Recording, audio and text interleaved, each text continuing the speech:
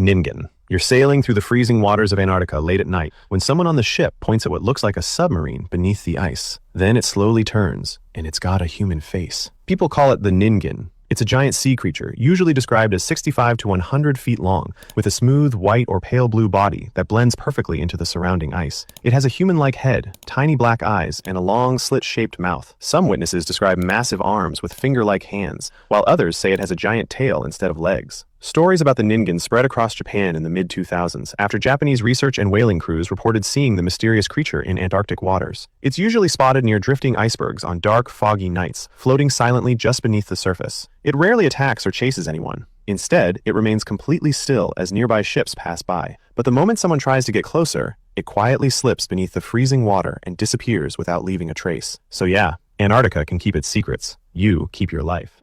The bloop. It's the middle of the night. The ocean around your boat is completely silent. Then, out of nowhere, a deep roar shakes the water. That's the bloop. It's described as a gigantic carnivorous whale, measuring between 77 and 215 meters long. It has a shark-like head, a long tail, arm-length teeth, incredibly thick blubber, and a strange bulb on its face that amplifies its roar. That sound is said to travel nearly 5,000 miles across the ocean. The mystery began in 1997, when scientists recorded an underwater sound unlike anything ever heard before. Since it was much louder than any known marine animal, many believed it came from a massive, unknown sea creature. Years later, scientists concluded the sound was most likely caused by a huge iceberg cracking beneath Antarctica. Then, in 2013, rumors claimed a dead female bloop washed ashore near New York and was secretly taken to a secure laboratory. No photos were ever released, leaving people to wonder if the bloop was really just an unusual sound, or something that once lived in the deepest parts of the ocean.